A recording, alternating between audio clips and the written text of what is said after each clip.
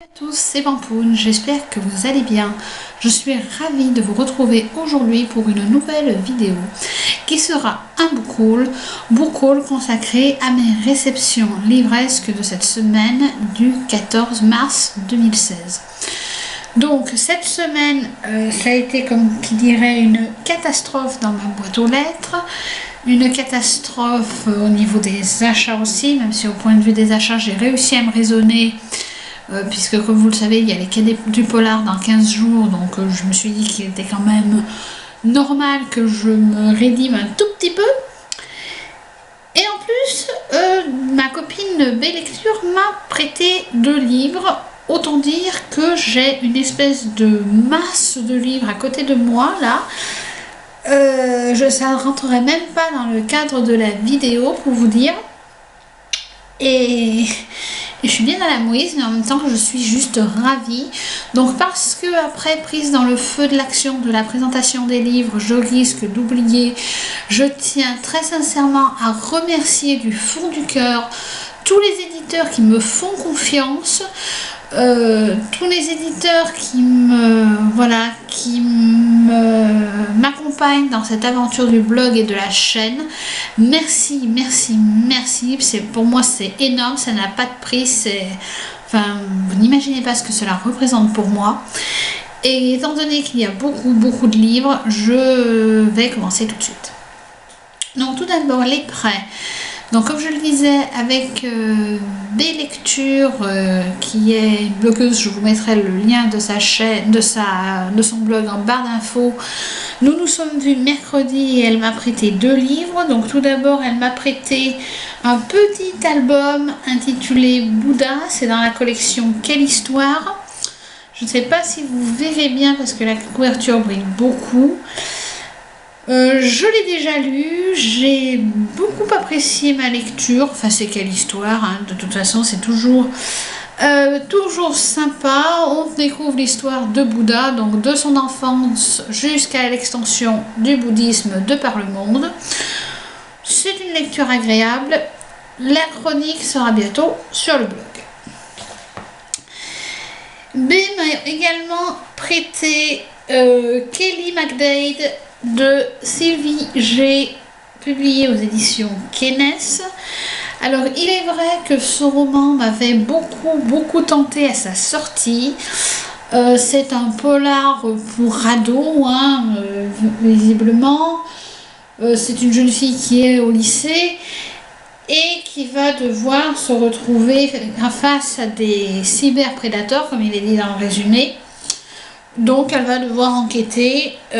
Contrairement à ce qui a pu être dit, que la couverture n'a pas attiré le public, moi je la trouve absolument sublime. Kenes, de toute façon je sais que je ne pourrais pas être déçue parce que j'adore ce qu'ils font. Donc j'espère pouvoir le lire très bientôt. Je vais maintenant passer à mes achats. Donc point de vue achat, j'ai vraiment tenté de ne pas trop aller en librairie cette semaine parce que j'avais déjà reçu beaucoup de livres. En plus il y a les quais du polar qui approchent, donc j'ai envie de dire que je sais qu'à ce moment là je vais acheter beaucoup de livres, donc bon voilà. Mais j'ai quand même craqué pour 3 romans quand même. Je me suis trouvé Wizard de Diane Duan, le premier tome, l'initiation. Je l'ai payé 4 €, donc pour le prix je me suis dit que ce n'était vraiment pas la peine que je me prive. C'est un des tout premiers romans qui a été publié chez Lumen. À ce moment-là, je n'avais pas encore la chance de pouvoir recevoir leur roman.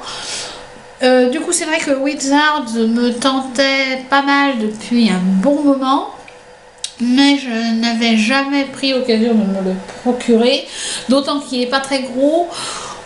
J'avais pas spécialement envie de mettre 15 € dans un gros roman, dans un roman aussi fin, mais je l'ai trouvé et je suis ravie. Donc on va suivre un jeune homme qui va apparemment découvrir un livre pour devenir sorcier en 10 leçons. Je n'en sais pas plus.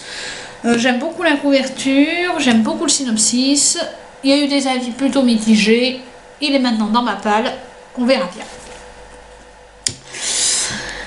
Je me suis également trouvé Lésions dangereuses de Christian Jungersson. Je n'ai aucune idée si c'est la bonne prononciation, mais tant pis. C'est chez De Noël. Et dans ce roman, nous allons découvrir une jeune femme qui est avec un mari assez distant. Et puis un jour, il va changer du tout au tout. Ils vont devenir, entre guillemets, le couple parfait. Et à un moment donné, on va découvrir que l'homme provoque un accident de la route, qu'il a une tumeur au cerveau et que ça va peu à peu changer sa personnalité. Je n'en sais pas plus, mais le sujet m'intéresse énormément. Bon, le roman est assez conséquent, donc je le lirai quand je le pourrai, mais je suis assez curieuse de le lire. Dernier achat, je me suis trouvé La Revanche des Orques de Stan Nichols, l'intégrale chez Brajlon, que j'ai payé 5 € au lieu de le payer 25 €. Alors il est clair que 25 € je ne l'aurais pas acheté, hein, ça c'est évident, mais pour 5 € je me suis dit que ça pouvait être l'occasion de me plonger dans un roman de fantasy, puisque je commence un peu à me familiariser avec le genre. Nous allons avoir dans ce roman des combats, comme d'habitude, un Strike qui a combattu et puis il va se rendre compte que son ancienne maîtresse a survécu et qu'elle va vouloir tous les tuer, enfin les orques. Donc il va y avoir des combats. Le roman de fantasy par excellence. L'auteur, d'après ce que j'ai pu comprendre, est un classique dans le genre. Je n'y connais rien, donc je vais faire confiance.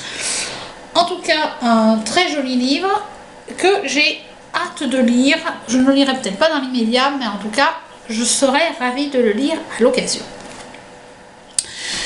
Je vais maintenant passer au service presse. Et là, il y en a beaucoup, beaucoup, beaucoup, beaucoup, beaucoup. Donc, ce que je vais quand même faire, c'est que je pense que je vais séparer en deux parties. Donc je vais finir cette vidéo en vous montrant ce que j'ai reçu en début de semaine.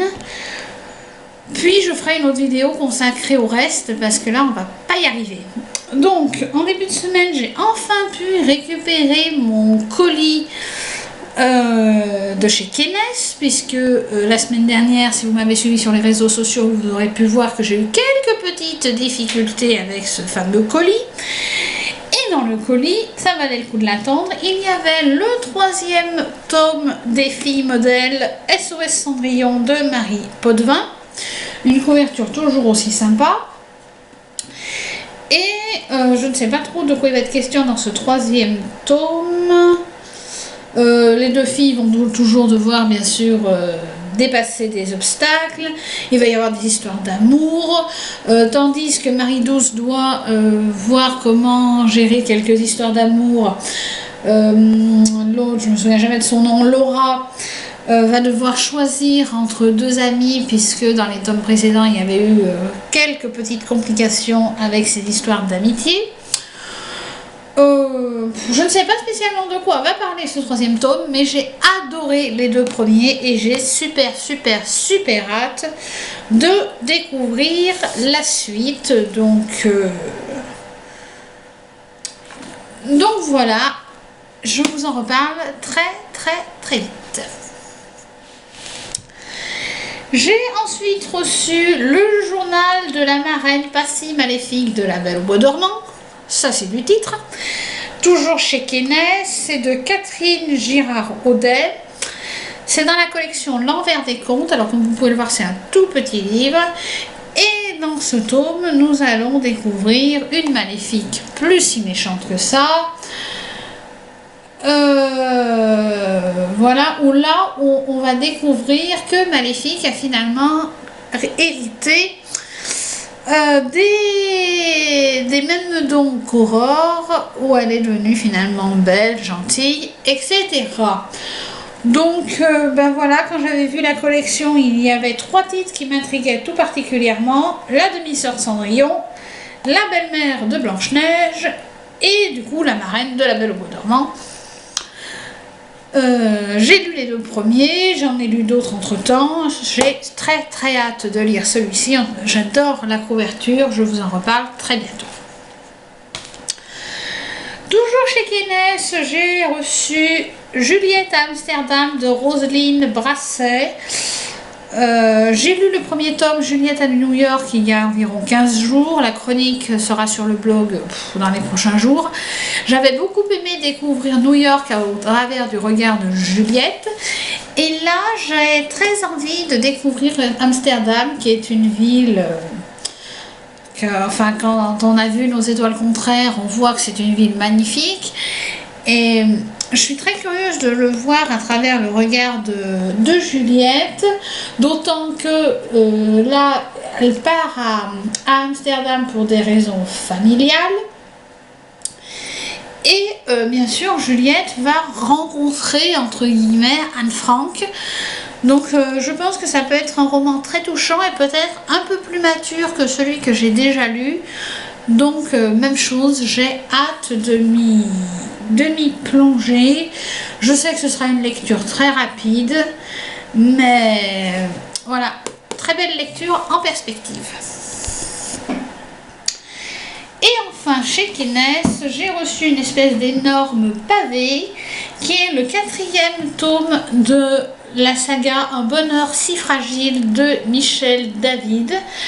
Ce 4e tome se nomme Les Amours. Voilà, il est énorme.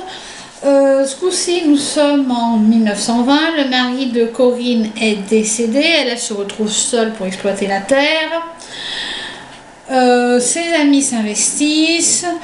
Voilà, en gros, on continue de suivre l'histoire de cette famille et de ce village en plein cœur du Québec du début du XXe siècle. Avant de lire ce tome, il va quand même falloir que je lise le tome 3 qui est dans ma palle et que je n'ai toujours pas pris le temps de lire, que j'ai très envie de lire. Mais le problème c'est que enfin vous ne le savez peut-être pas, mais j'ai des problèmes aux doigts qui font que j'ai un petit peu du mal à tenir les gros pavés. Heureusement ils ne sont pas trop lourds, mais comme en plus je lis beaucoup dans les transports en commun, c'est pas forcément les livres les plus faciles à transporter. En tout cas, je serais ravie de découvrir la fin de la saga. Et je vous en reparlerai très vite, notamment dans une vidéo où je vous parlerai de la saga complète. Mais avant, il faut que je lise les 2 derniers tomes. Et en début de semaine, j'ai également reçu des éditions Charleston grâce à Éric Poupet. Le nouveau roman de Sophie Henrionnet, Tout est sous contrôle. Le tumultueux quotidien de Limp McQueen.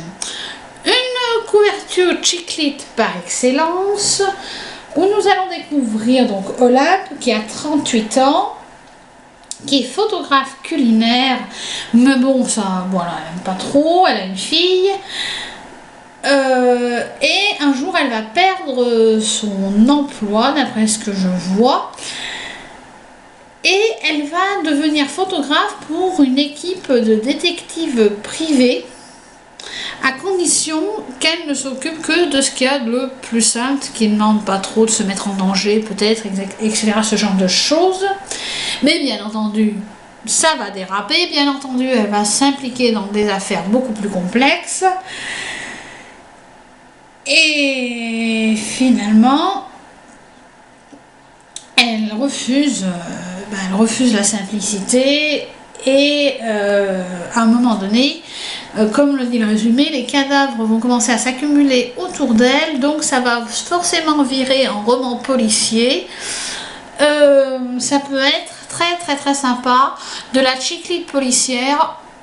Ça peut être plutôt agréable à lire. En plus, j'ai eu la surprise de recevoir le roman dédicacé par l'auteur, ce qui fait toujours plaisir.